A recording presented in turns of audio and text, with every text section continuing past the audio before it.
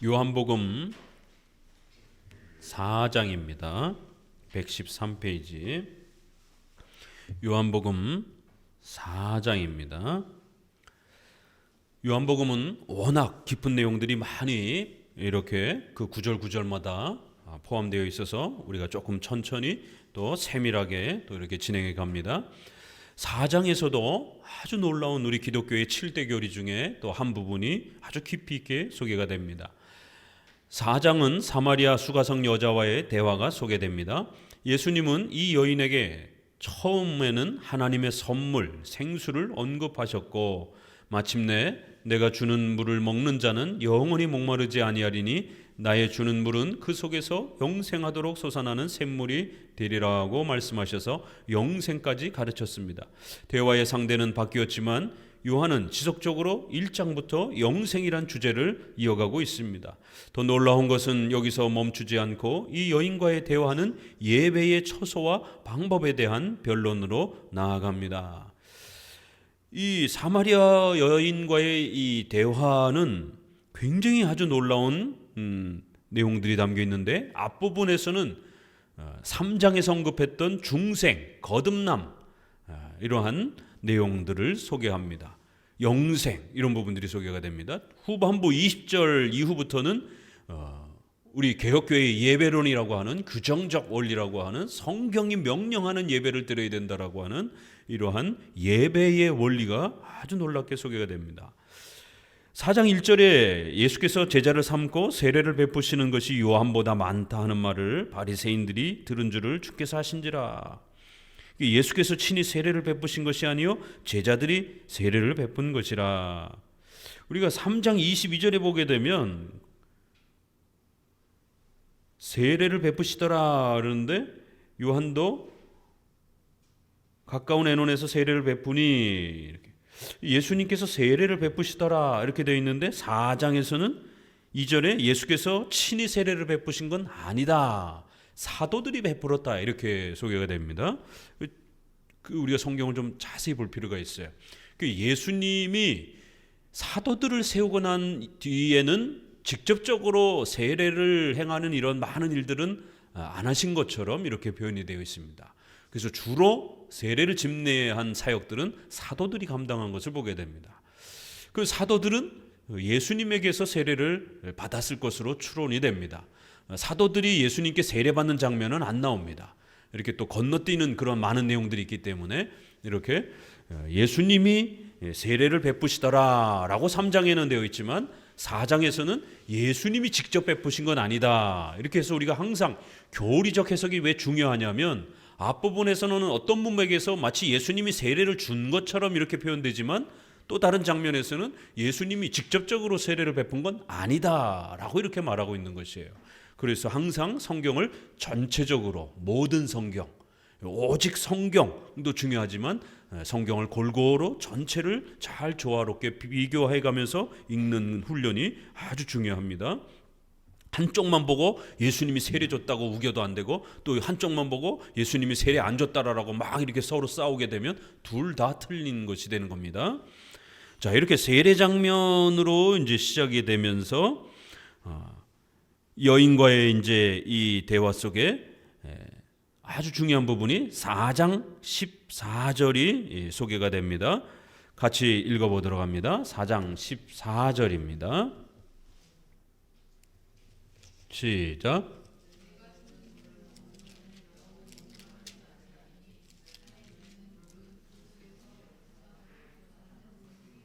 예, 영생하는 것 그리고 또 물에 대한 이러한 비유가 나옵니다.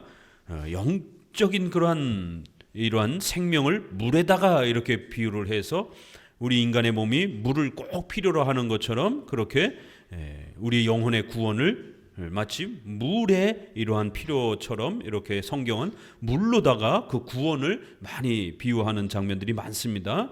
그래서요 예수님은 여성에게 다가와서 물을 영원히 목마르지 않는 물을 주겠다 이러니까 15절을 읽어봅니다. 여자가 가로되 주여 이런 물을 내게 주사 목마르지도 않고 또 물 없어. 여인은 그 물 기르는 게 오늘날처럼 수도가 있는 게 아니라 우물에서 바가지로 이렇게 길러야 되기 때문에 얼마나 힘이 듭니까? 예수님이 영원히 목마르지 않는 물을 주겠다라고 하니까 그런 물이 있으면 물 떠오지 않도록 얼마나 큰 수고를 덜 수 있겠는가. 그런 물을 좀 달라라라고. 예수님은 영혼의 구원에 대해서 그 여인이 집중하도록 이렇게 권면을 했는데 여성은 먹고 사는 문제에 집중하는 것을 보게 됩니다. 그러자 16절에 예수님은 방향을 확 바꿔서 갑자기 대화의 내용이 바뀌어집니다. 내 남편을 데려와라 라고 하니까 여자가 가로되 갑자기 깜짝 놀라는 거예요. 남편 데려와라 그러니까 뭐가 찔리는 거예요. 왜냐하면 현재의 6번째 남편이 정상적인 남편이 아니기 때문에 그 여인의 가장 아킬레스건을 예수님이 그걸 전부 다 알고 확 지적하면서 들어온 거예요. 그러니까 여인이 나는 남편이 없습니다. 분명히 남편이 6번째 남편이 있는데도 불구하고 마치 남편이 없는 것처럼 이건 분명히 뭔가 합법적인 남편이 아닌 걸 알 수가 있는 겁니다. 예수께서 가라사대 내가 남편이 없다는 말이 옳다. 내가 남편 5이 있었으나 지금 있는 자는 내 남편이 아니니 내 말이 참되도다. 그러니까 벌써 여인이 벌써 이렇게 5, 6명에 이르기까지 남자를 두었다라고 하는 것은 이게 동시에 6명은 아닌 것 같아요. 그러니까 계속 이렇게 지나가 온 것 같은데 이게 쉬운 건 아니죠. 더더욱 1세기 당시 여인들이 재혼하는 게 굉장히 쉽지 않은 이러한 시대에 남자가 벌써 이렇게 5, 6명을 지나왔다라고 하는 것은 분명히 이 여성의 성적인 어떤 불법성에 대한 어떤 문제가 분명히 있는 것입니다. 결국 여인의 죄를 지적을 하는 겁니다. 그러자 여인이 자신의 그 숨기려고 했던 자신의 아픔을 확 지적하니까 깜짝 놀라서 그렇게 미래를 내다보고 인간의 마음속을 꿰뚫어보고 이런 것들은 구약의 선지자만이 그런 능력을 행했기 때문에 당신이 혹시라도 그 선지자 아니냐라고 이렇게 놀래서 묻는 것입니다. 그럴 때에 이제 19절에 내가 보니 선지자로서이다 이렇게 이제 고백을 하면서 머무릅니다. 그러니까 아직도 예수님이 그리스도시다라는 것을 못 깨닫고 있는 것이에요. 그러니까 선지자 정도 능력을 행하는 그러한 선지자 정도로만 이해하고 있는 것입니다. 이렇게 영생에 대한 필요성 또 그거를 물로다가 이렇게 비유를 해서 이 여인과의 대화 속에서 영생이라는 게 얼마나 중요한 것인지 구원이라는 게 얼마나 중요한 것인지 그리고는 이제 잠시 다른 주제로 넘어갑니다. 20절에 여인이 이분이 상대하고 있는 남성분이 보통분이 아니다라는 것을 조금은 이제 깨달은 거예요. 그러다 보니까 우리 조상들은 이 산에서 예배하였는데 당신들의 말은 예배할 곳이 예루살렘에 있다 하더이다. 이러면서 예루살렘과 사마리아의 이 대립관계, 갈등 이런 부분들을 이제 예수님께 물으면서 예수님은 유대인인데 사마리아 여자에게 대화를 걸어왔기 때문에 앞부분에서 유대인들은 사마리아인들을 상대하지 않는다라고 9절에 상종치 않는다라고 이렇게 그 대립관계를 이야기하면서 그럼 과연 어떤 예배가 옳은 겁니까? 사마리아인들은 이방인에 해당이 되는 이런 사마리아인들은 자기들 예배가 옳다라고 그러고 유대인들은 자신들의 예배만 옳다라고 이렇게 우기는데 과연 당신이 놀라운 능력을 갖고 있는 선지자라면 그러면 어떤 예배가 진정한 바른 예배입니까? 그러자 이제 23절, 24절 그 유명한 표현이 나오는 겁니다. 같이 읽어봅니다. 아버지께 참으로 예배하는 자들은 신령과 진정으로 예배할 때가 오나니 곧 이때라. 아버지께서는 이렇게 자기에게 예배하는 자들을 찾으시느니라. 하나님은 영이시니 예배하는 자가 신령과 진정으로 예배할지니라. 구약의 예배가 신약의 예배로 바뀐다라고 하는 엄청난 선언을 하신 것입니다. 제사적 유대인들의 그 예배가 이제는 중단되고 신령과 진정으로 예배드리는 새로운 방식의 시대가 너희에게 도래하게 될 것이다. 그리고 그러한 예배하는 자들을 하나님이 찾으신다. 그래서 새로운 예배 시대, 교회의 시대가 도래했다라고 이렇게 선언하면서 24절은 우리 소요리 문답 사문의 하나님은 어떤 분이십니까? 라는 그 질문의 근거 구절로 사용되어지는 아주 중요한 구절인 겁니다. 자, 책으로 돌아와서 이 대화는 이제 여기서 머물지 않고 마침내 여자가 가로되 메시아 곧 그리스도라 하는 이가 오실 줄을 내가 아노니 그가 오시면 모든 것을 우리에게 고하시리이다. 예수께서 이르시되 내게 말하는 내가 그로라. 그가 참으로 세상의 구주신 줄 알미라는 말씀처럼 영생, 그 다음에 예배에 대한 주제, 그 다음에 메시아, 그리고 구주, 이런 굵직한 그러한 표현들이 하나씩 펼쳐져 나갑니다. 사마리아 여인과의 대화는 요한복음의 핵심이 모두 담길 정도로 아주 중요한 핵심 그러한 교리의 내용들이 쏟아져 나옵니다. 이렇게 대화와 변증을 통해서 기독교가 무엇인지, 기독교의 본질이 무엇인지를 예수님이 차근차근히 가르쳐 가시는 것을 알 수가 있습니다. 예수님은 구약의 의식적 예배 시대가 종결되고 예수님으로 인해서 새로운 형식의 예배 시대가 올 것을 우리가 지금 읽었던 신령과 진정으로 예배할 때라고 하는 이제 이 중요한 말씀을 하셨습니다. 신령과 진정은 예배론과 관련해서 매우 중요한 교리입니다. 원문적으로 보면 엔 포뉴마티 카이 알레테이아라고 하는 이런 표현인데 포뉴마티, 푸뉴마 이러면 우리가 통상 성령 이런 표현으로 많이 쓰잖아요. 푸뉴마티 이게 성령에 대한 그 표현의 약간 변형형이에요. 그리고 신자의 진실된 마음에도 모두 또 이렇게 사용하기도 합니다. 즉 푸뉴마의 뜻은 4장 전체 문맥에서 봐야 하고 그런 관점에서 둘 다 가능한 해석 범위를 가지고 있습니다. 성령을 뜻하기도 하고 마음을 뜻하기도 하는 거예요. 그래서 이게 우리 번역에도 신령과 진정으로 이렇게 되어 있지만 또 성령과 진리로, 영과 진리로 이렇게 또 개정판에는 조금 다르게 이렇게 번역이 됐습니다. 이런 부분들을 우리가 하나씩 좀 비교해 보면서 어느 번역이 더 정확한 번역인가? 특히 24절에 하나님은 영이시니 라는 표현에서도 역시 푸뉴마라는 이 중요한 단어가 사용됩니다. 이런 흐름에 때문에 킹제임스 버전이라고 하는 이 권위 있는 성경 부분에서는 in spirit and in truth 이렇게 돼 있어서 소문자로 영과 진리 이렇게 돼 있어요. 제네바 성경은 대문자로 spirit하고 대문자로 truth라고 이렇게 표현했습니다. 그래서 의도적으로 성령, 대문자로 spirit을 쓰면 성령으로 많이 표기합니다. 근데 소문자로도 성령이 또 표현되기도 해요. 성령과 성경으로라고 이렇게 좀 더 제네바 성경은 표현을 정확성을 좀 더 소개를 합니다. 특히 진리라는 표현은 진실함으로 진심으로라는 뜻보다는 그러니까 우리 개역 한글판은 진심으로 신령과 진정으로 이렇게 돼 있잖아요. 그렇죠? 진정을 다해서 내 마음 진심을 다해서 이렇게 번역이 돼 있어요.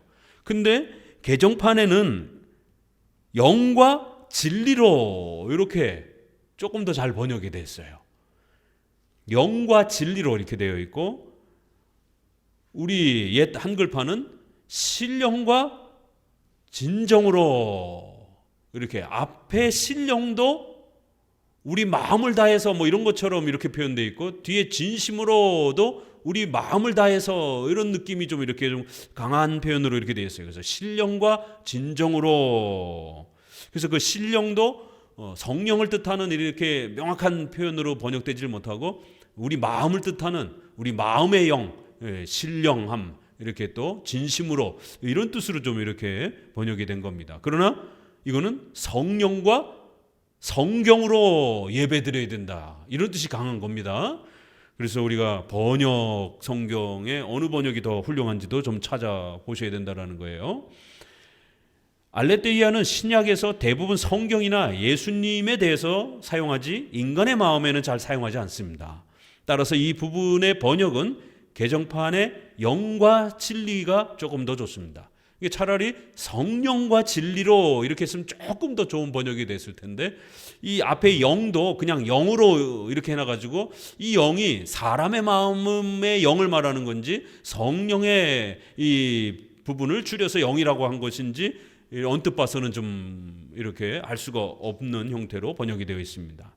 칼빈과 박윤선 목사님은 이 구절을 주경하면서 성령의 역사 안에서 그리스도의 은혜로 중생된 자가 온 마음을 다해서 드리는 신약 예배의 특징을 제시하였고, 그 예배는 반드시 성경, 진리라는 계시의 기초에서 드려져야 하는 규정적 성격이라고 언급하였습니다. 바로 성경에서 가르친 대로 예배드려야 된다라는 바로 규정적 예배 원리, 즉 신자의 정성, 마음도 포함하지만 우선적으로 성령과 성경 개념입니다. 성령과 성경의 의미는 사도행전 2장의 오순절 성령의 오심으로 신약교회가 선포됐듯이 이제 구약 예배가 폐지되고 신약의 새로운 예배가 시작됐다는 선포입니다. 그리고 이 신약의 예배는 주관적 뜨거움이나 현장이 없는 무형식이나 무질서의 예배가 아니라 가르침, 기도, 떡을 땜, 성찬, 그 다음에 교제, 이러한 사도행전 2장 42절에 기초하여 신약 성경이 명령하는 새로운 질서적 예배인 규정적 예배에 기초해야 한다라고 그렇게 소개하고 있습니다.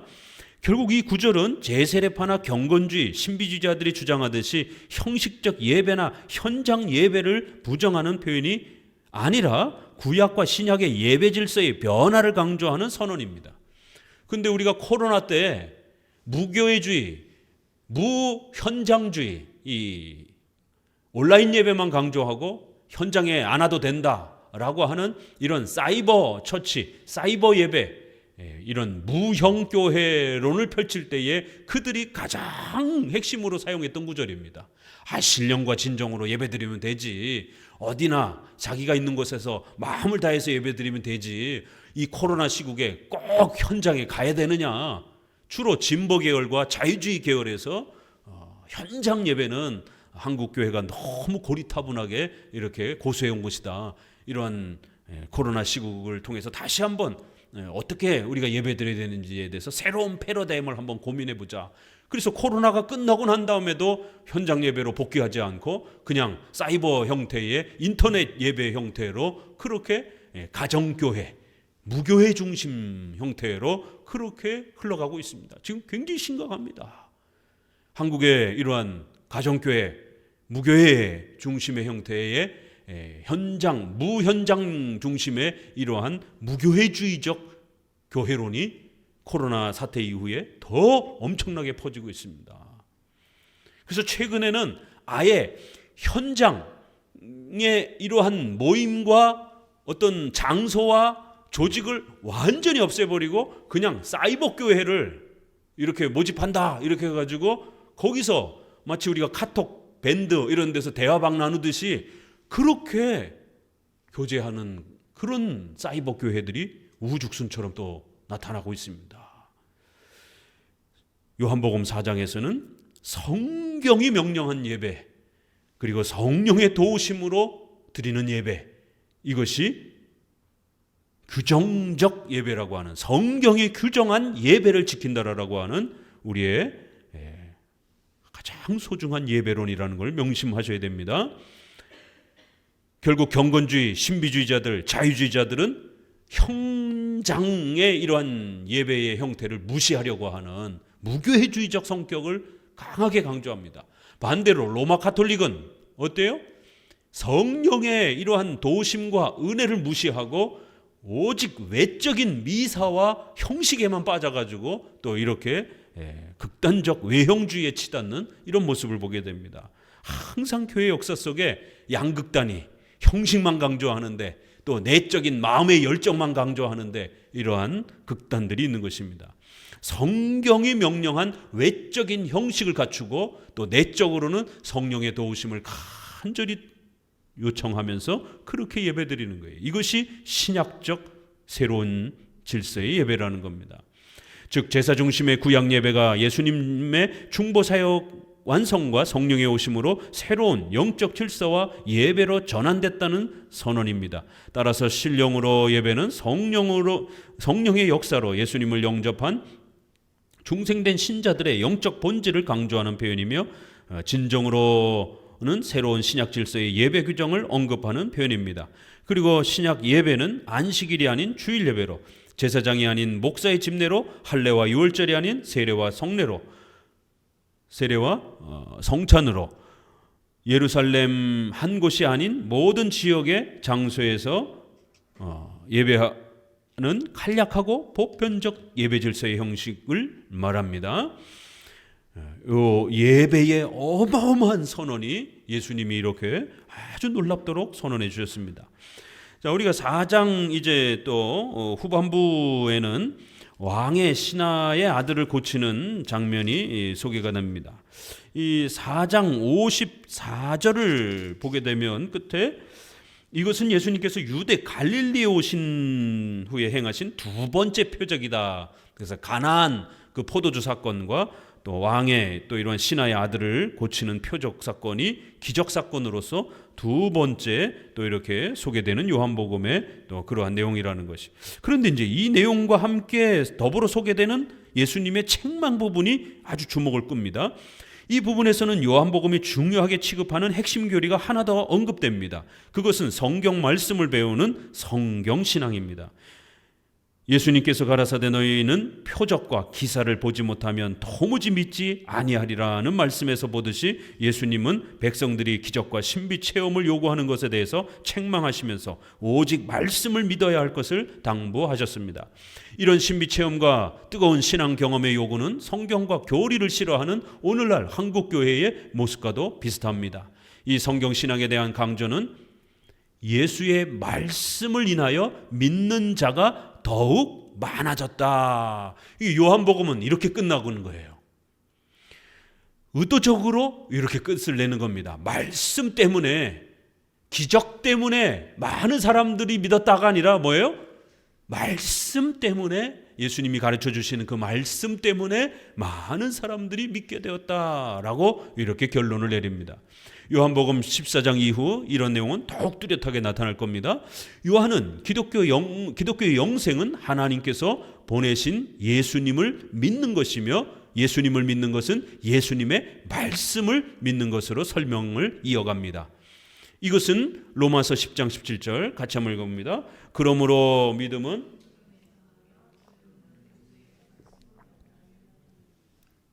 로마서 말씀에서 아주 가장 선명하게 나타납니다. 자, 이제 5장으로 또 넘어가 봅니다. 5장의 내용은 베데스다 연못의 병치료 사건이 소개가 되는데, 이것도 요한복음이 소개하는 아주 놀라운 그러한 장면입니다. 우리가 5장 그 시작 부분을 보게 되면 2절에 양문 곁에 히브리 말로 베데스다라는 못이 있고 거기에 많은 병자들이 있는데, 이 물의 움직임을 기다리고 있다라는 거예요. 물이 어떤 이상한 상태로 물이 이렇게 움직임을 하는, 1년에 이렇게 한 차례 그런 어떤 신비한 기적 현상이 나타날 때에 거기에 제일 먼저 물에 담그면 치료가 나타나는 이런 기적들이 있더라는 것이에요. 그래서 4절에 보면 천사가 가끔 못에 내려와 물을 움직이게 하는데, 움직인 후에 먼저 들어가는 자가 어떤 병이 걸렸든지 낫더라는 거예요. 이건 이제 초대교회의 이러한 특수한 또 그러한 치료와 은혜를 하나님이 허락하신 것이죠. 또 이 자유주의자들은 또 이런 구절을 온천이다 이제 이렇게 해서 그래요. 그래서 그 하나님이 기적적으로 이렇게 낫게 해주신 게 아니라 이렇게 온천 부글부글 막 이렇게 끓고, 그러면 온천에서 목욕 많이 하면 병 낫는 거를 이렇게 표현한 것이다라고. 자유주의자들은 성경에 이런 하나님의 초자연적 기적을 믿지를 않기 때문에 이런 식으로 또 얼버무리기도 합니다. 그러나 분명히 그런 어떤 특수한 기적이 1세기 당시에 또 이런 물을 통해서 하나님께서 병자를 치료해 주시는 그런 치료의 혜택이 일부 남아 있었던 그런 또 놀라운 사건인 겁니다. 38년 동안 이렇게 또 병을 앓고 있었던 이제 한 사람이 예수님을 만나는 것이, 그 대부분 많은 사람들이 성경을 잘못 읽는 것은 뭐냐면, 우리가 4장에서도 사마리아 여인을 봤잖아요. 여기서도 38년 된 병자를 봅니다. 그러면 알미니안주의, 우리가 소위 말하는 인본주의라고 하는 것은 성경을 읽으면서 어디에다 초점을 둬요? 사람의 선한 행위, 종교적 능력, 이런 사람의 열심, 여기에 초점을 맞춥니다. 그러나 우리 장로교는 어디에 초점을 맞춰야 된다고요? 지난 주일 설교, 하나님은 어떤 분이십니까? 여러분, 성경을 읽으면서 무엇을 찾아가면서 읽어야 됩니까? 사마리아의 여인이 어떻게 행동했는지를, 38년 된 병자가 예수님을 향하여 어떻게 행동했는지를, 어떤 결단을 내렸는지를, 그거를 찾아가는 게 아닙니다. 한국교회의 80, 90%의 대부분의 설교들은 다 그렇게, 다윗이 어떻게 했습니다, 모세가 어떻게 했습니다, 아브라함이 이렇게 하나님 앞에 헌신했습니다, 그러니까 우리도 헌신하면 하나님 앞에 복을 받습니다. 종교적 노력을 바치라는 거예요. 그러면 너희들이 얻고 싶은 거를 얻을 수 있다는 겁니다. 이런 게 바로 공로주의인 겁니다. 우리가 반 정도 헌신하고 희생하면 하나님이 채워서 우리에게 복 준다라는 거예요. 그리고 그 결론도 내가 원하는 복을 누릴 수 있다라는 것이 이 전형적인 기복주의가 되는 겁니다. 성경은 다윗을 가르쳐주는 책이 아니에요. 아브라함을 가르치는 책이 아닙니다. 사마리아 여인이 무엇을 어떻게 행동했는지에 대해서 집중하는 책이 아니라는 거예요. 관심을 거기다 두고 읽으면 안 됩니다. 하나님은 어떤 분이신가? 기억해 볼까요? 하나님은 영이시니 존재하심과 지혜와 능력이 있으시고, 또 심판과 관련해서는 거룩과 공의가 있으시고, 또 선함과 진실하심이, 약속한 건 반드시 지키시는 사랑과 진실하심이 있으시는, 바로 그러한 것이 무한 불변 영원하신 하나님. 바로 여러분은 성경을 열심히 읽으면서 이러한 하나님의 성품을 찾아가는 거예요. 우리는 성경을 통해서 하나님의 성품을 배우는 겁니다. 그 하나님의 성품을 알면 하나님이 어떤 분인지를 알게 되는 거예요. 사마리아 여인이 어떤 분인지를 알게 되는 게 아닙니다. 이 지금 한국교회 설교의 근본적인 문제점이 사람의 모범적인 그러한 종교적인 경건의 그러한 공로를, 행위를 자꾸만 이렇게 모범적으로 제시하는, 그러니까 여러분도 이렇게 열심히 하십시오, 그러면 복 받을 겁니다. 아니요, 성경은 그러한 여러 인물들을 우리에게 집중하도록 가르치는 게 아니라 그런 많은 인물들을 사용하여 하나님이 도대체 어떤 성품을 갖고 계신가, 그 무한 불변 영원하심이 이 사건과 이 인물을 통해서 어떻게 드러나는가를 찾아가는 거예요. 왜냐하면 성경은 계시의 책이기 때문에, 하나님이 누구신지를 가르치는 계시의 책이란 말이에요. 성경 묵상 습관을 뜯어 고치셔야 됩니다. 사마리아 여인이 결단했습니다. 또 자기 지역에 가가지고 전도했습니다. 예수님 앞에 자기 죄를 고백했습니다. 그러니까 여러분도 죄를 고백하고 전도하고 헌신하면 이제 복을 받습니다. 이런 식으로 설교하는 거예요. 이게 전형적인 모범적인 설교입니다. 교훈적인 설교예요. 신인 협력적인 공로주의적인, 우리 인간이 뭘 어떻게 해야 된다라고 하는. 38년 된 병자는 예수님께 도움을 요청했습니다. 38년 된 병자는 이제 예수님이 말씀하실 때 믿기로 결단했습니다. 이렇게 되는 겁니다. 아니요, 왜 예수님이 그 수많은 사람 중에 사마리아 여인을 찾아왔는가? 그건 의도적이잖아요.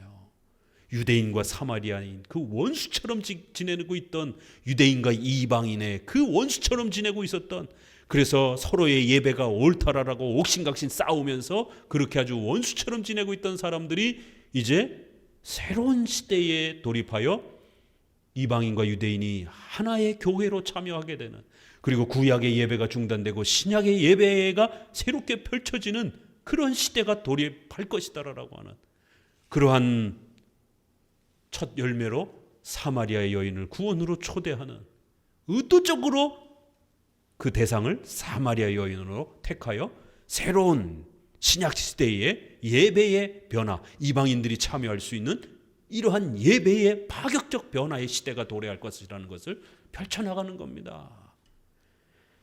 왜 예수님은 38년 된 병자를, 수많은 병자가 있을 텐데 왜 38년 된 병자에게 찾아오셨을까? 그리고 그 병자를 치료하는 과정을 통해서 하나님은 어떤 분이십니까? 137 하나님의 성품이 어떤 것이 드러나는가를 또 찾아가시는 것입니다. 항상 우리 개혁주의는 하나님 중심적으로 성경을 읽는 거예요. 인간 중심적으로 인간이 뭘 했는가를 초점을 맞추지 마시고 하나님이 어떤 역사와 어떤 인물을 어떤 의도를 가지고 펼쳐내시는가를, 그 하나님의 의도와 뜻을 헤아려 가는 겁니다.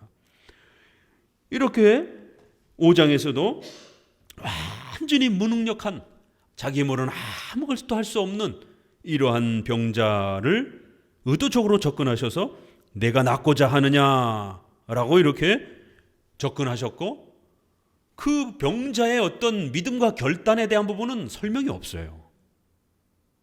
아니, 병자에게 내가 낫고자 하느냐? 그럼 당연히 낫고 싶죠. 일어나 내 자리를 들고 걸어가라. 그러니까 벌떡 일어나 걸어갔어요. 근데 그 사람이 어떻게 순종했는지도 설명이 없어요.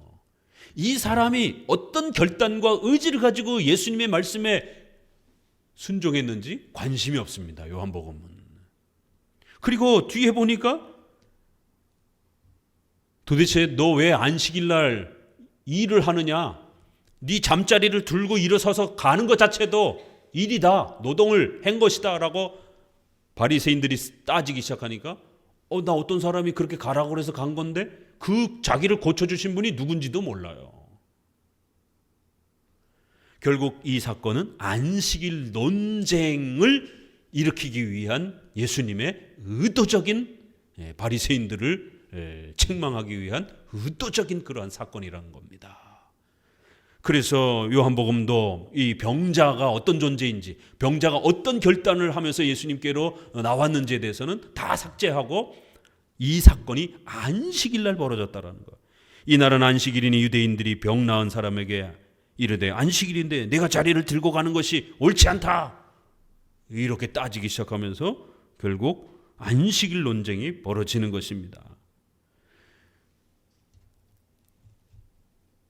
여기에 이제 삼위일체의 놀라운 내용이 한 번 더 쏟아져 나옵니다. 우리가 1장에서 보았던 그 방대한 내용만큼 쏟아져 나옵니다. 집중해서 보세요.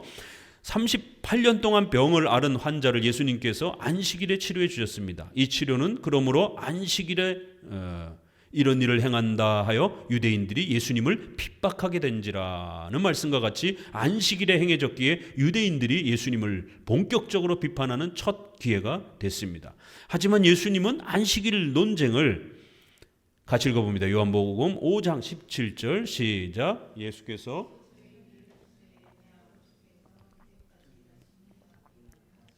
말씀하셔서 삼일체 하나님을 가르치는 기회로 삼습니다.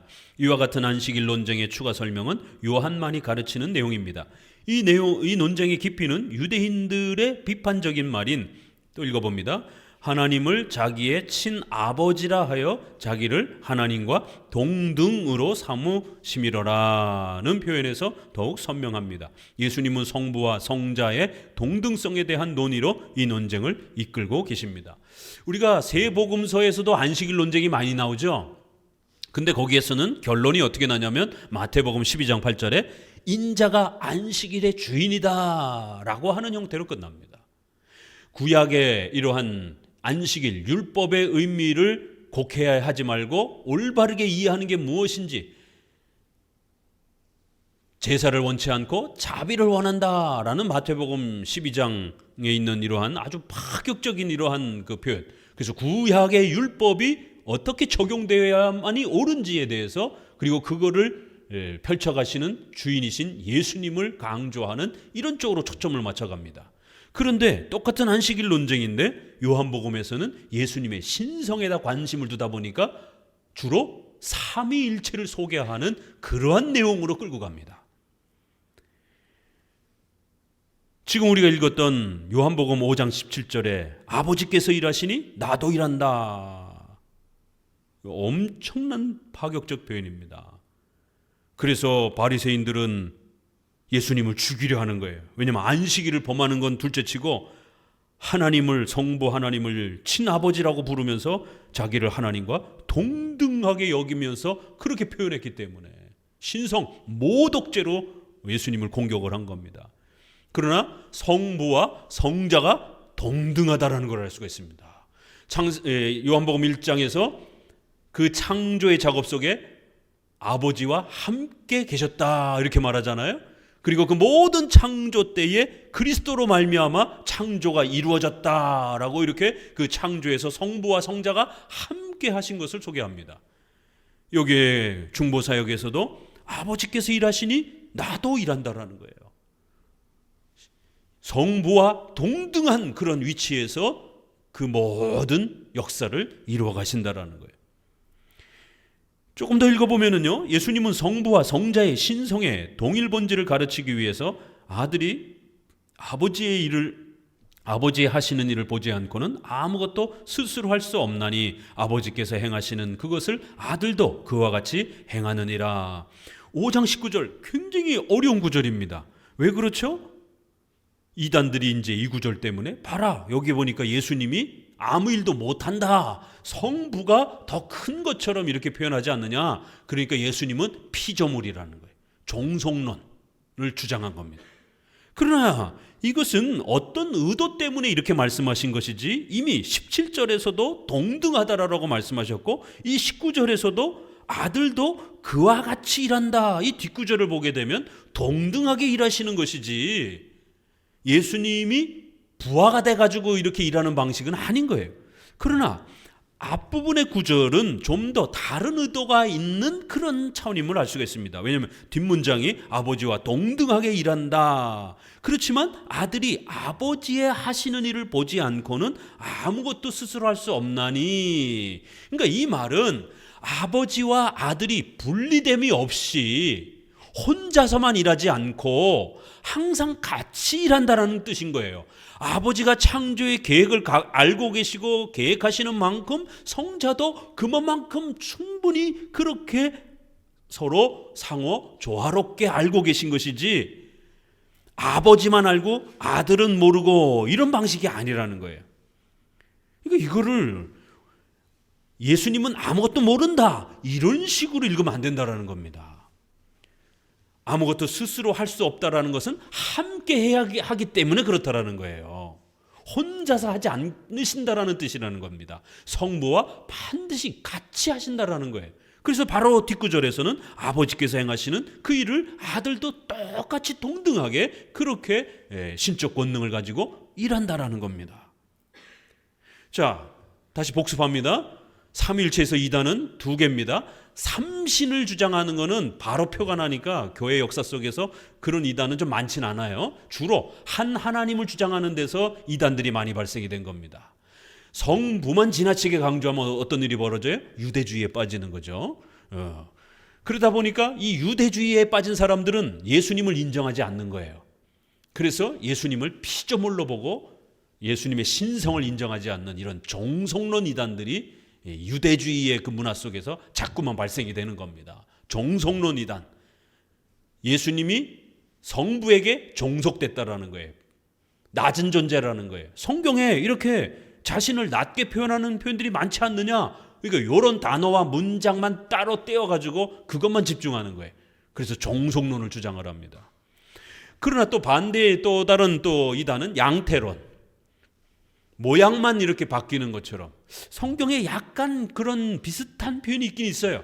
그러나 그것도 앞뒤 구조를 따져보게 되면 성부와 성자와 성령이 동시적으로 일하는 그 동시성을 강조하기 위해서 창조의 면, 또 구원과 관련된 면, 또 그리스도의 중보 사역의 면을 이렇게 동시적으로 이렇게 표현할 뿐이시지, 한편으로는 창조의 일을 했다가 또 한편으로는 십자가의 중보의 일을 했다가 또 한편으로는 구원의 이러한 역사를 일으키는 이러한 은혜를 행하시는 그런 변화의 모양의 변화를 나타내는 표현들이 아니라는 거예요.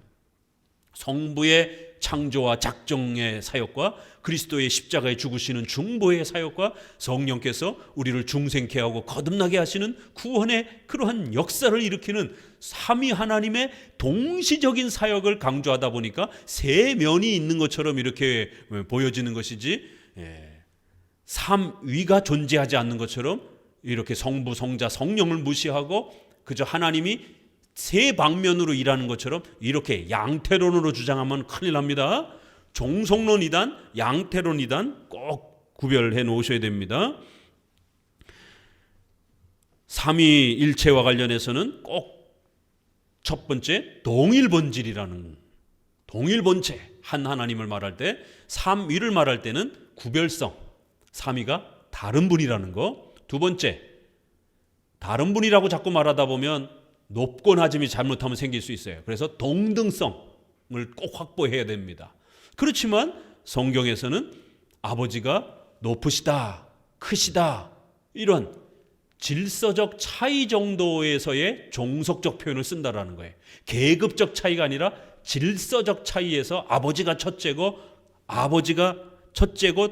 성자가 둘째로 소개되는 것처럼, 또 아버지가 아들을 낳는 것처럼 이렇게 질서적 차이를 표현해 주는 것들이 있다라는 거예요. 그래서 그 정도의 종속적 표현들은 질서적 표현이니까 우리가 존중할 수 있다라는 겁니다.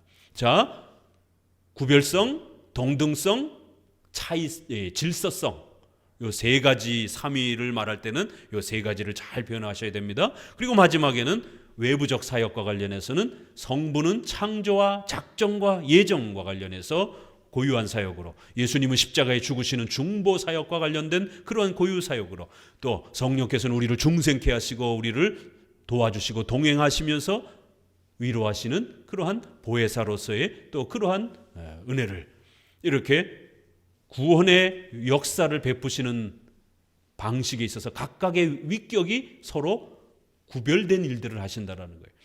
그렇지만 항상 분리됨 없이 동시에 함께 일하신다라는 것. 이게 삼일체의 핵심입니다. 꼭 명심하셔야 됩니다. 그 핵심 교리를 잘 간직하고 요한복음을 읽으면 쉽게 넘어갈 수가 있어요. 그러나 이 개념이 없으면 왜 예수님이 이런 의도로 말하는지가 굉장히 막 헷갈리기 시작합니다. 자, 그 기본 개념을 잘 가지고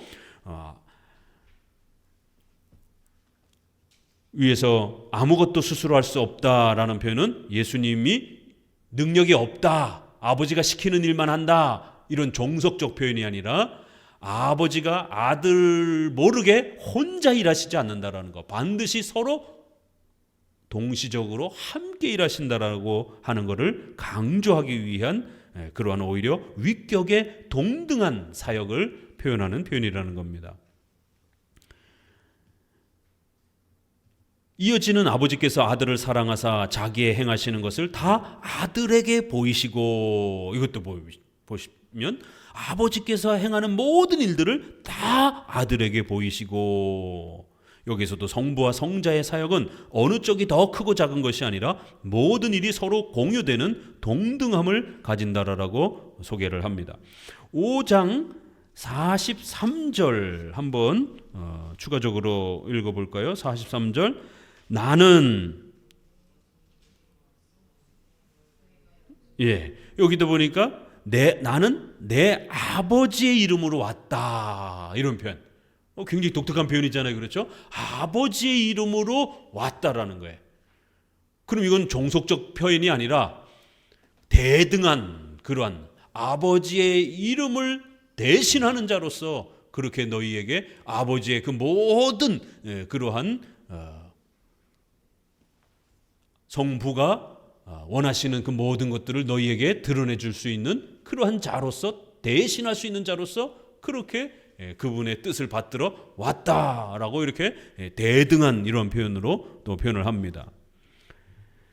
5장 30절에도 또 보면 나는 나의 뜻대로 하려 하지 않고 나를 보내신 이의 뜻대로 하려고 한다. 이것도 종속론자들은 봐라, 예수님은 자기 뜻대로 하는 게 하나도 없어. 항상 아버지가 명령하는 거를 부하처럼 받들어야 되는, 이런 식으로 이 표현을 읽는 거예요. 아니요, 이 표현은 그런 계급적 표현이 아니라 아버지와 아들이 서로 각자 모르게 따로따로 분리돼서 일하지 아니하고 항상 아버지의 뜻과 아들의 뜻이 공유되면서 아버지가 가지고 계신 뜻을 온전히 아들에게 드러내시면서, 아들이 일하실 때는 자기 독단적으로 일하지 않고 항상 아버지의 뜻을 온전히 드러내는 방식으로 아버지와 아들이 그 뜻에서 일치성을 이루면서 대등하게 항상 함께 일하신다라는 이런 삼위의 동등성을 오히려 강조해 주는 표현인 겁니다. 요한복음이 삼일체론에 있어서 이단들이 제일 많이 시비를 붙이면서 또 근거 구절로 사용했던 구절이 또 제일 많기도 해요.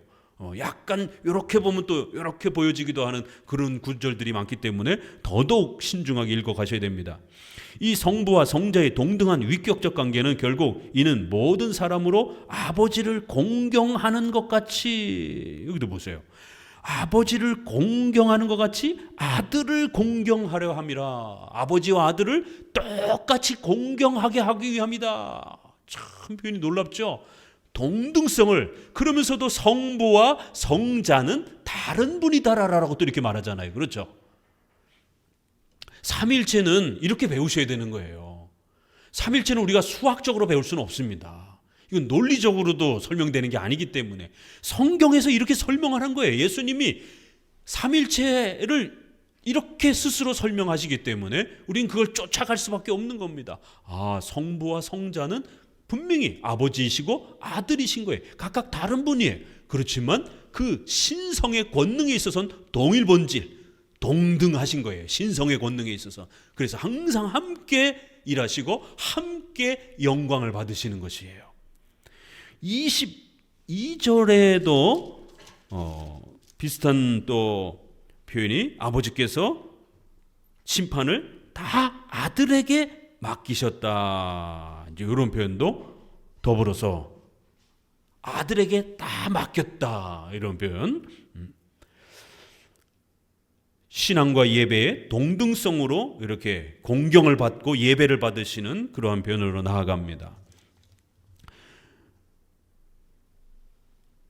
즉 성부가 예배의 대상이듯이 성자도 예배의 대상입니다. 이 동등성은 마침내 내 말을 듣고 또 나를 보내신 이를 믿는 자는 영생을 얻었고 심판에 이르지 아니하느니 사망에서 생명으로 옮겨갔느니라는 말씀과 같이 기독교 신앙의 원리를 원리를 소개합니다. 성경을 믿는 것, 예수님을 믿는 것, 성부를 믿는 것, 이렇게 구조가 점점 확대해 나가는 이러한 구조로 나아갑니다. 이 믿음의 구조만이 영생과 부활의 열매를 얻게 만든다라고 또 그렇게 결론을 내립니다. 자, 우리 36절을 추가적으로 조금 한번 더 볼까요? 36절 시작.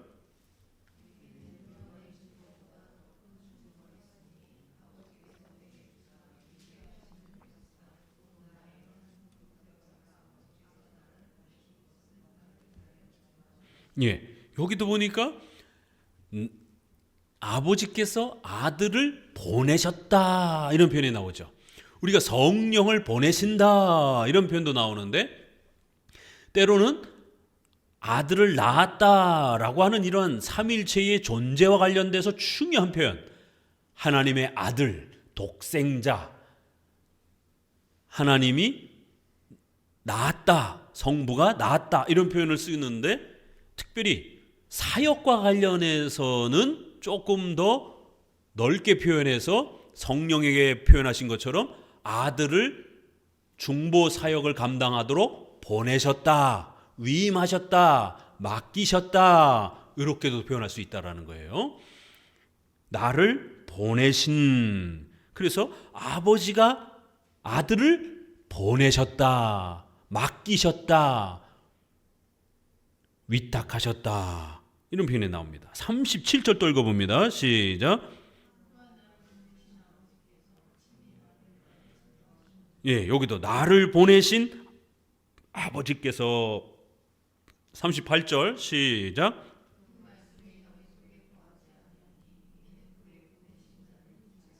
예, 그가 보내신 이를 믿지 않는다. 성부가 보내신. 이제 요한복음의 의도적인 표현이 보여요? 예, 이걸 가르치기 위해서 성부와 성자의 이 대등한 관계, 동등한 관계, 아버지가 일하시니 나도 일한다. 성부와 하나님과 자신을 동등하게 그렇게 여기더라 이러면서 바리새인들이 핍박하려고 하는 장면을 통해서 성부와 성자가 동등하다라고 하는 이 엄청난 표현을 우리가 만나게 되는 겁니다.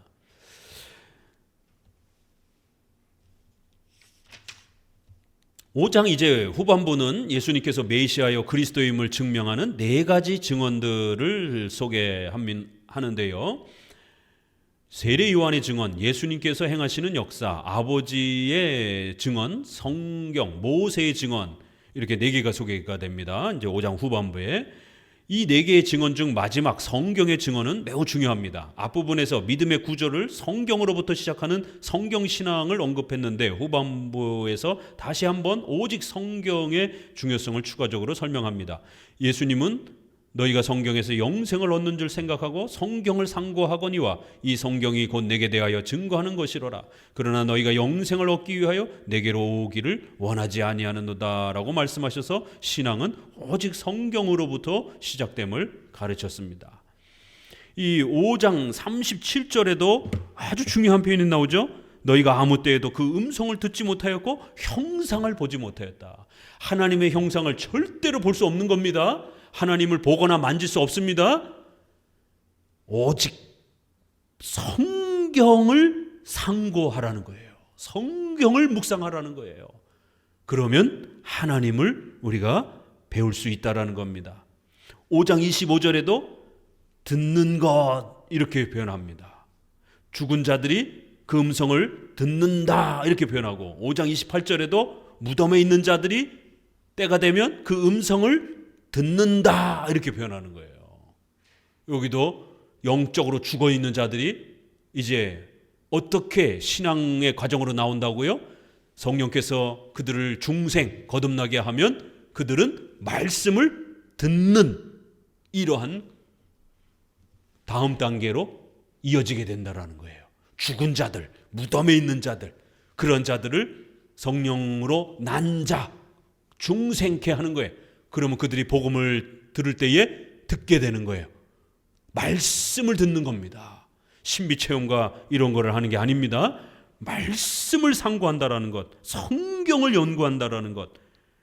너희가 성경에서 영생을 얻는 줄 알고 성경을 연구한다라는 것. 이미 이거 구약에 다 가르쳐줬다라는 거예요. 그래서 바리새인들도 어느 정도 알고 있다라는 거예요. 그런데 성경을 제대로 연구를 안 해서 그런 겁니다. 이 표현 어마어마한 표현이에요. 성경론과 관련해서 4장에서는 예배론과 관련해서 신령과 진정으로, 5장에서는 성경과 관련해서 오직 성경을 통해서 영생을 얻는다라는 것. 성경을 묵상하고 상고해야만이 우리가 영생을 얻을 수 있다라는 것. 성경에 무지하면 영생과 구원의 은혜에 도달하지 못한다라는 거예요.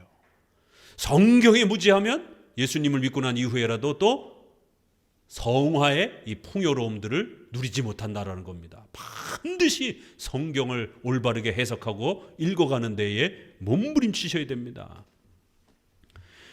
성경은 예수 그리스도를 중보자의 구원자로 가르칩니다. 따라서 성경을 믿지 않는 것은 예수님을 중보자로 믿지 않는 것이며 예수님을 거부하는 것은 곧 성경을 거부하는 것과 동일한 불신앙 행위입니다. 오늘날도 이 원칙은 매우 중요합니다. 현대의 다양한 기독교 분파들은 신비체험과 은사만을 강조하면서 성경을 멀리한 채 신앙을 가르칩니다. 성경을 멀리하는 그 어떤 형태의 신앙도 참된 신앙이 아니며 오직 성경을 믿는 신앙만이 구원과 영생을 주는 참된 신앙입니다. 성경과 교리가 없으면 신앙도 없는 겁니다. 자, 6장. 6장도 굉장히 많은 분량을 담고 있어요. 6장은 세 복음서처럼 요한도 5,000명을 먹이시는 기적을 소개합니다. 하지만 요한은 빌립 또 어린아이가 보리떡과 이 물고기를 가지고 있는 이 도시락 주인이 어린아이였다라는 것을 또 이렇게 밝히기도 합니다. 예수께서 저희가 와서 자기를 억지로 잡아 임금 삼으려는 줄을 아시고 다시 혼자 산으로 떠나가니라.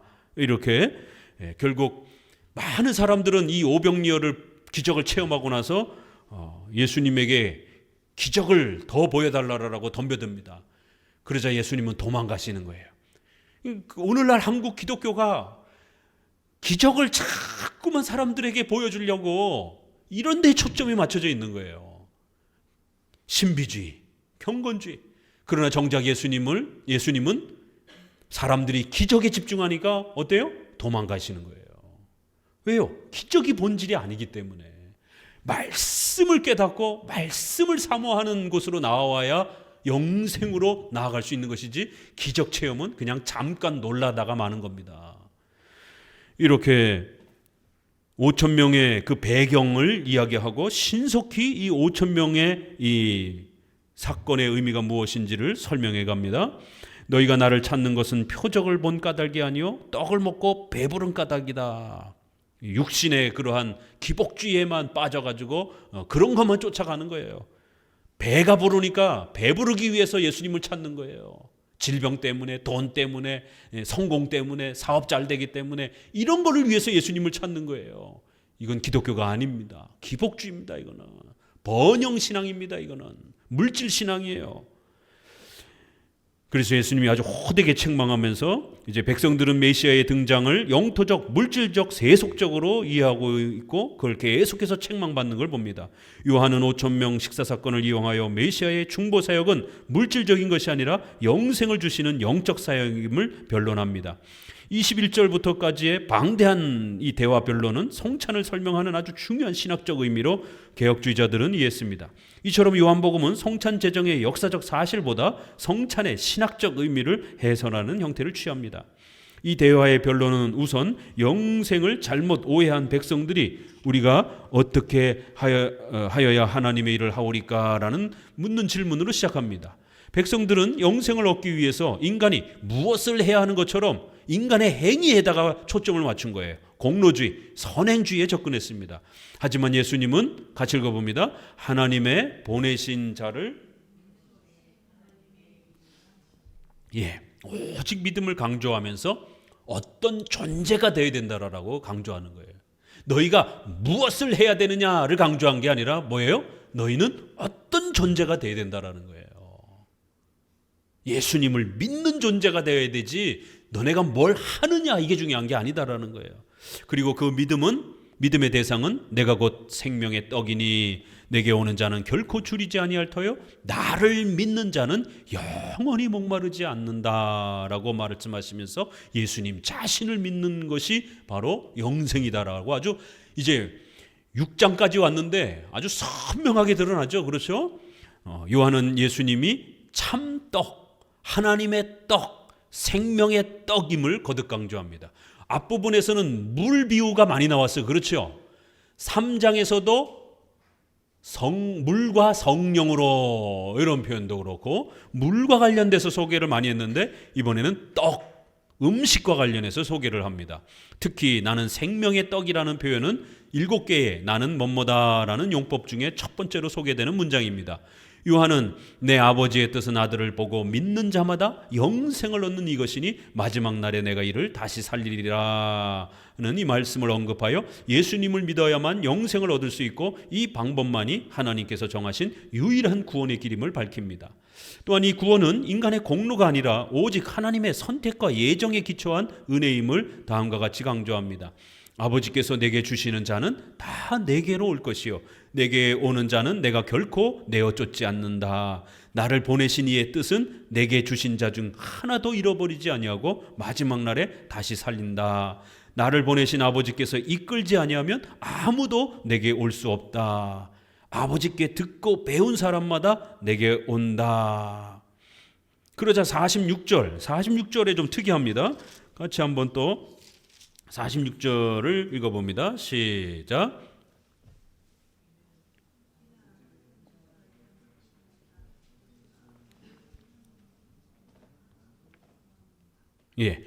신앙의 원리도 소개하지만 또 신앙의 근원적인 공로와 힘이 어디로부터 오는 것인지도 소개하는 것이에요.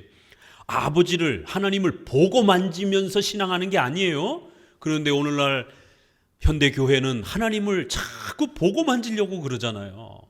본 자가 아니라 뭐예요? 하나님께로 온 자가 믿는다라는 거예요. 본 자가 아니라 온 자가 되어야 된다라는 거예요.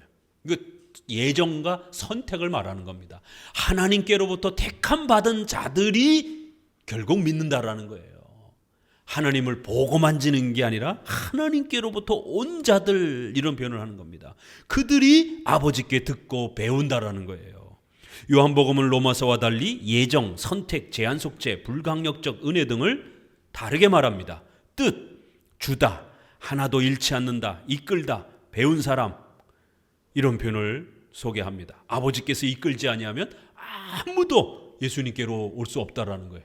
그런데 또 예수님은 회개하라, 믿어라, 속히 믿어야 된다, 이렇게 또 외치시는 거예요. 그런데 이쪽에서는 하나님이 이끌지 아니하면 아무나 함부로 그렇게 쉽게 예수님께 올 수 있는 게 아니라는 거예요. 이 두 개가 부딪히죠. 하나는 구원의 근원적 공로, 원인에 대해서 말한 거예요. 이거는 하나님이 이끌지 아니하면 절대로 우리가 인간이 만드는 게 아니라는 거예요. 오직 하나님께서 주셔야 된다는 거예요. 하나님께서 예정한 자들에게 선물로 하나님이 이끌지 아니하면 얻을 수 없어요. 그러나 이쪽은 회개하라, 이건 인간의 책임을 강조하는 표현입니다. 의미와 성격이 달라요. 이 인간의 회개의 책임이 있는 겁니다. 믿어야 될 책임은 인간에게 있는 거예요.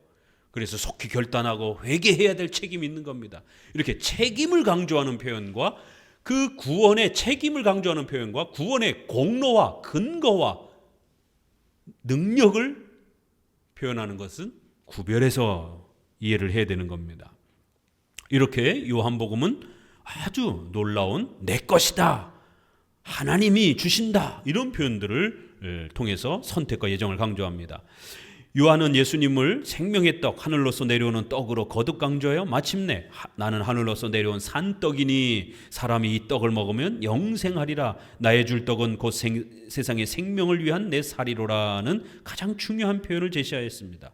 이 표현을 통하여서 요한은 예수님과 살과 피를 먹고 마셔야 구원받는다라는 구원론을 확립합니다. 살과 피를 먹는다는 표현은 이외에도 거듭 반복됩니다. 같이 읽어볼까요? 인자의 살을 먹지 아니하고 인자의 피를 마시지 아니하면 너희 속에 영생을 가졌고 마지막 날에 내가 그를 다시 살리리니 내 살은 참된 양식이요 내 피는 참된 음료로다. 내 살을 먹고 내 피를 마시는 자는 내 안에 거하고 나도 그 안에 거하나니 살아계신 아버지께서 나를 보내심에 내가 아버지로 인하여 사는 것 같이 나를 먹는 그 사람도 나로 인하여 살리라. 여기 보면 어려운 표현들이 막 쏟아져 나와요. 삼위일체와 관련해서는 또 보내신, 이런 표현이 계속 쏟아져 나오고요. 또 예수님의 살과 피를 먹어야 된다라는 거예요. 그러니까 이제 이 구절을 어떻게 해석할 것인가, 문자 그대로 해석할 것인가, 그러면 식인종이 되는 거예요. 로마 카톨릭은 이걸 문자 그대로 읽어내는 거예요. 우리가 복음서에서 이것은 내 몸이니 이것은 내 피다 라고 했을 때 그거를 문자 그대로 읽어버린 거예요.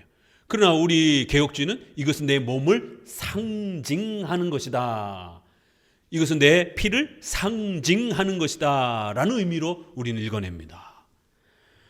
예수님의 살과 피를 먹어야 된다고 지금 계속 강조하잖아요. 그렇죠? 그래서 성찬식에서 제일 어려운 게 떡과 포도주를 놓고 예수님의 살과 피를 먹어야 된다 이렇게 말할 때 이거를 어떤 의미로 이해하느냐가 굉장히 중요한 겁니다. 교파가 달라지는 거예요. 로마 가톨릭은 이걸 직접 먹는다고 생각을 하는 거예요. 그러니까 이제 이게 어려우니까 쯔빙글리나 제세례파와 같은 이러한 상징파에서는 그냥 그건 상징적으로 그냥 별 의미가 없이 말한 거야. 성찬에 중요한 효력이 있다라고 약속하셨는데 그건 그냥 의미가 없는 거야. 해도 되고 그거 안 해도 되고 그만이야. 이렇게 완전히 그 효력을 없애버린 또 이런 또 잘못이 있는 겁니다. 자, 그래서 이제 이걸 어떻게 해석해야 될 것인가. 자, 살과 피를 먹는다는 표현은 전체 성경 중에 가장 파격적인 내용입니다. 그래서 6장 60절에도 보면 이 말씀 어렵도다 이러는 거예요. 61절에 보니까 예수님이 내가 이 성찬을 너에게 가르쳐줘서 이게 걸림돌이 되느냐 이렇게 또 책망합니다. 66절에는 이 가르침 끝나고 나서 많은 사람들이 떠나버려요. 아, 예수님의 살과 피를 먹는다고? 아이고 재미없어. 뭐 돈 좀 벌게 해주는 줄 알고 쫓아왔더니만 뭐 맨날 예수님 살과 피를 먹으래. 그런 먹는 거면 아예 필요 없어 이러면서 떠나갑니다. 그만큼 성찬에 대한 개념이 아주 중요하다라는 겁니다. 당시 유대인들도 이 사람이 어찌 능히 제사를 우리에게 주어 먹게 하겠느냐 식인종 개념으로 이해한 거예요. 로마 가톨릭처럼. 놀라며 예수님을 식인종 수준으로 조롱했습니다. 1세기뿐만 아니라 2000년 교회사 속에서도 이 성찬의 교리를 곡해시키는 수많은 도전들이 일어났습니다. 로마 가톨릭은 유대인처럼 떡과 포도주 자체가 사제들의 기도로 그 속성과 본질이 변한다는, 외형은 그대로이지만 그 내적인 DNA, 본질이 바뀐다는 화채설을 주장하였습니다. 예수님의 살과 피를 직접 먹는 것처럼 해석했습니다. 루터와 루터파는 인성이 신성화되어 눈에 보이지 않지만 그 떡 안에, 떡 옆에 동시적으로 존재한다는 공제설을 주장하여 화채설만큼 아니더라도 비슷하게 예수님의 인성이 그 떡 옆에 안에 있기 때문에 떡을 먹으면 예수님의 인성을 우리가 먹는 것처럼 이렇게 주장을 했습니다. 종교개혁자들은 이런 화채설은 우상숭배, 신성 모독적인 것으로 책망했습니다. 왜냐하면 우리가 인성을 뜯어먹는 것처럼 말을 했기 때문에. 공제설도 매우 위험한 교리로 비판했습니다. 쯔빙글리는 화채설과 공제설에 대한 지나친 경계감 때문에 살과 피를 먹는다는 것은 단지 예수님을 마음속에 사모하는 데 도움을 주는 상징적 도구일 뿐이라는 상징설, 기념설을 제시했습니다.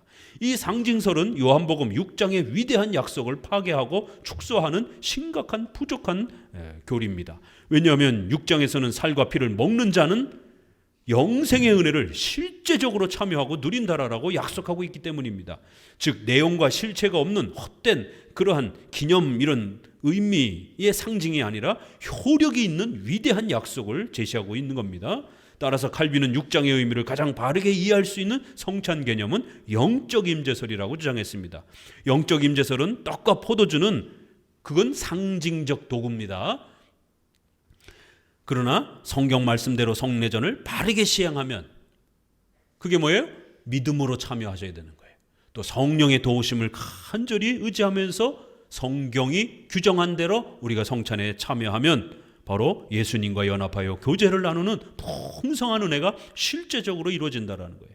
칼빈은 살과 피를 먹는다는 것은 예수님과 인격적으로 하나됨과 연합됨을 말하는 것이며, 이것은 본문 앞에 이미 나를 믿는 것 35절 45절에 거듭 강조했어요. 믿는 자는 영생을 가졌나니 라는 설명처럼 예수님을 믿는 것을 말하는 겁니다.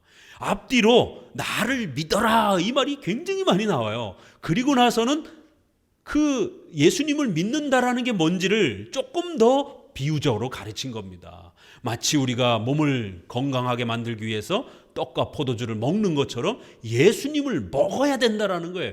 그러니까 그 얘기는 예수님과 우리가 하나가 되어야 된다라는 거예요.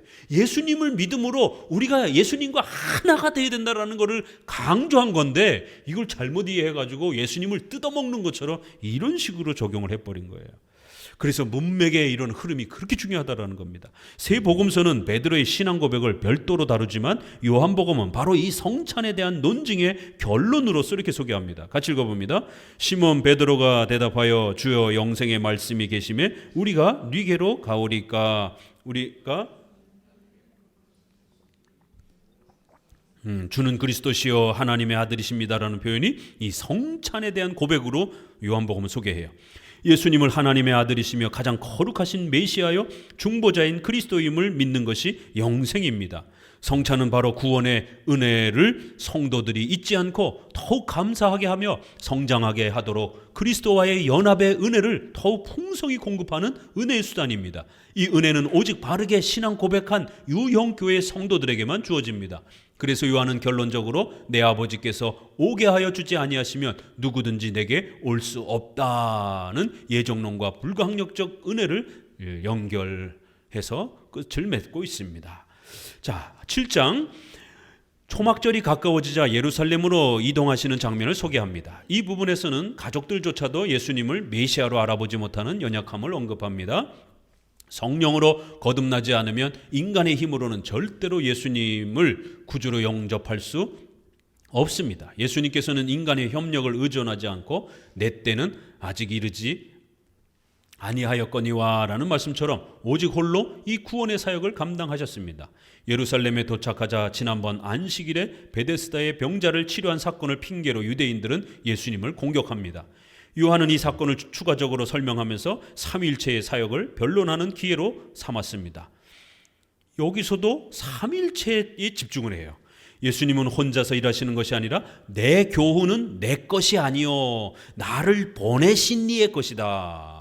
16절 보내신 이의 영광을 구하는 자는 참되다. 18절 이렇게 성부가 보내신 일을 하셨다라고 이렇게 강조합니다.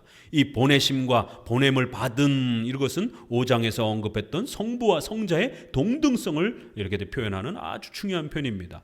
성부와 성자는 다 각각 서로 신격이 구별된 다른 분입니다. 하지만 그 신성이 동일하신 한 하나님입니다. 동일 본질. 그래서 각각 서로 구별된 사역을 하실지라도 성부와 성자는 동등하게 사역을 교통하시고 협의하시고 교제하십니다. 즉 성부가 작정하시고 계획하신 구원의 뜻을 성자에게 보내시고 성자는 기꺼이 자원함으로 성부의 모든 뜻을 받으셔서 충보 사역을 성취하십니다. 이 신비로운 삼위일체의 하나님의 사역을 요한은 내가 스스로 온 것이 아니라 나를 보내신 이는 참이시니 너희는 그를 알지 못하나. 여기도 또 28절에 나를 보내신 이렇게 해서 보냄을 강조합니다. 뿐만 아니라 같이 읽어봅니다. 여기 아주 굉장히 중요한 표현이 또 하나 나와요. 나는 아노니 이는 내가 그에게서 났고 그가 나를 보내셨음이라고 말하여 나심 이렇게 파라우트 에이미 이렇게 해서 I am from him 내가 그로부터 왔다 났다 이렇게 빛 같은이라고 하는 났다라고 하는 표현도 쓰지만 또 그로부터 있다 그로부터 왔다라는 또 이런 표현도 써요. 그래서 보내심 아페스테일렌 이렇게 헤센트라고 하는 이런 표현으로 보내셨다 이렇게 또 표현하기도 합니다. 나심은 1장 1절에 하나님과 함께 계심과 4절에 독생자와 연결된 성자의 영원한 출생을 설명하는 요한복음의 아주 중요한 단어입니다. 삼위일체의 교리에서 성부는 성자를 영원히 낳으셨기에 아버지라고 부르며 성자는 성부로부터 영원히 낳음을 받으셨기에 아들이라고 부릅니다. 성부와 성자의 신비로운 위격적 관계는 예수께서 이르시되 내가 너희와 함께 조금 더 있다가 나를 보내신 이에게로 돌아가겠노라. 너희가 나를 찾아도 만나지 못할 터이요 나 있는 곳에 오지도 못하리라. 그러니까 이제 7장은 사실 그렇게 어려운 장면은 아니에요. 그 바리새인들하고 이렇게 논쟁하는데 그 논쟁하는 장면에 예수님의 말씀이 어려운 거예요. 바리새인들도 막 머리가 쥐가 나는 거예요. 헷갈려가지고 나를 보내신 이에게로 돌아갈 것이다. 어디로 돌아가신다는 거예요 도대체? 그러니까 성부와 성자의 관계를 모르니까 예수님이 고향으로 간다는 거야? 뭐야 도대체? 그러니까 성부와 성자의 그 관계를 삼일체를 예수님은 계속해서 가르쳐 주는 거예요. 성자는 성부에게로 돌아가신다고 말씀하십니다. 더구나 예수님은 인성이 죽으시고 부활하여 승천한 후 하나님 보좌 우편에 앉으실 것까지 예언합니다. 성부와 성자의 위격적 관계를 이해하지 못하는 유대인들은 서로 묻되 이 사람이 어디로 가기에 우리가 저를 만나지 못하리요 나를 찾아도 만나지 못할 터이요 나 있는 곳에 오지도 못하리라고 이렇게 하는가라고 하면서 당황합니다. 요한은 성부와 성자의 위격적 관계에서 한 걸음 더 나아가 성령 하나님과의 관계까지 삼일체 신비를 또 끌어올립니다. 이제 성령 하나님도 나올 차례가 됐죠. 요한복음에서는 성령에 대한 언급은 1장 33절에 성령으로의 세례 표현에서 처음 등장했고요. 예수님께서 성령 하나님으로 말미암아 자신의 중보 사역의 모든 혜택과 효력이 성도들에게 성취되고 적용될 수 있도록 하겠다고 또 약속하셨습니다. 즉 성령 하나님은 예수님이 이루신 중보 사역이 우리에게 하나도 빠짐없이 효력 있게 적용될 수 있도록 일하시는 분으로 그렇게 소개가 됩니다. 3장 오타네요. 3장에서는 성령이 우리를 거듭나게 하시는 분, 이렇게 물과 성령으로 거듭나야 된다 이렇게 표현. 4장에서는 어때요? 성령과 성경으로 예배드려야 된다. 꽤 많이 나오네요. 그렇죠? 그런데 이제 7장에서는 성자의 모든 구원 사역을 효력 있게 펼치시는 분으로 소개가 됩니다. 성부와 성자의 위대한 구원의 사역은 오직 성령 하나님의 일하심을 통해서 최종적으로 완성이 됩니다. 그래서 예수님은 앞에서부터 설명한 믿음을 여기서는 같이 읽어봅니다. 나를 믿는 자는 성경의 이름과 같이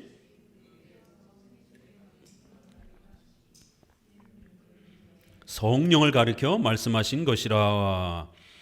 이 구절은 이사야 49장 10절에 있는 물을 구원으로, 이렇게 물이 막 흘러넘치는, 우리가 요한계시록에도 보면은 그 성전에 막 물이 흘러넘치잖아요. 이런 생수의 강이 막 흘러넘치는 사막이기 때문에 물이 흘러넘쳐야 생존이 보존될 수 있는 거예요. 물은 생명 그 자체입니다. 그렇기 때문에 이렇게 물로다가 구원을 많이 비유를 설명을 합니다. 성령을 소유하는 것을 이렇게 설명을 합니다. 즉 믿음, 생수의 강, 성령 이렇게 확대시킵니다. 그리고 더 놀라운 것은 예수께서 아직 영광을 받지 못하신 거로 성령이 아직 저희에게 계시지 아니하시더라. 자, 이 구절 잘 읽으셔야 돼요. 성령이, 예수님의 함께 하시는 성령이 사도들에게, 제자들에게 있습니까? 없습니까? 0.1초 내로 대답하세요. 여기 아직 성령이 주어지지 않았다라고 말했잖아요. 그렇죠? 그럼 목사님이 다시 질문합니다. 그러면 제자들에게 성령이 있습니까? 없습니까? 있는 거죠. 고린도서에 있는 말씀처럼 성령이 아니고서는 우리가 예수님을 주라고 할 수가 없는 거예요. 예수님 곁으로 다가올 수가 없는 거예요. 성령과 물과 성령으로 나지 아니하면 3장에 그랬잖아요. 예수님을 바라볼 수가 없다라고, 믿을 수가 없다라고.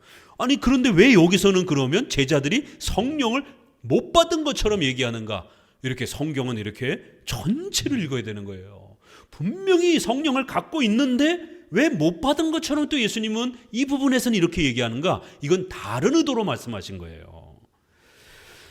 3장의 성령에 대한 언급처럼 성령의 중생케 하시는 은혜를 얻지 못하면 결코 성도가 될 수 없는데도 성도들을 향해서 이렇게 말씀하신 것입니다. 이것은 성령이 성도들에게 아직 없다는 것이 아니라 앞으로 오순절날 성령의 특별한 강림으로 성령께서 예수님의 중보 사역을 온 세상에 알리고 보증하고 인칠 것을 약속하는 성령의 효력 있는 구원 사역에 대한 놀라운 예언인 겁니다. 그런 차원에서는 아직 성령의 더 큰 역사가 사도들에게 없었고 아직은 예수님이 십자가에 돌아가시기 전이니까 일어나지 않은 것입니다.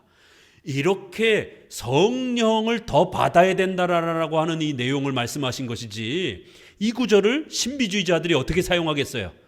예수님 믿어도 소용없습니다. 능력의 세례를 받지 아니하면, 능력의 권능에 성령 능력 받지 아니하면 제대로 된 신자가 아닙니다. 이렇게 말하는 거예요. 아니 사도들도 예수님 다 믿었지만 능력을 받지 않았기 때문에 성령 못 받았다라고 얘기를 한 겁니다.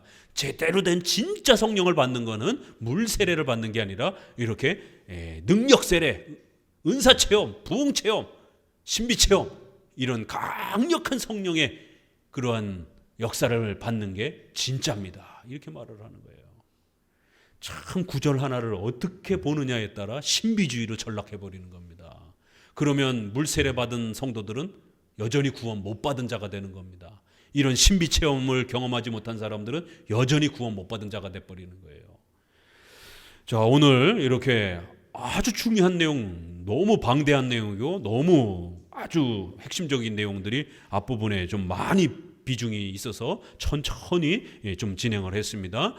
꼭 여기서 소개된 핵심 개념들을 또 잘 세워서 요한복음이 말하고 있는 7대 교리가 이렇게 또 멋있게 복음서에서 우리가 기본 개념으로 갖고 있던 그러한 7대 교리 중에 예배론, 또 중생과 관련된 거, 또 이렇게 각각의 삼일체와 관련된 표현, 성경과 관련된 표현, 너무 멋있는 표현들이 이렇게 또 아름답게 펼쳐지고 있는 것입니다. 요한복음 집에서 꼭 미리 읽어 오셔야 됩니다.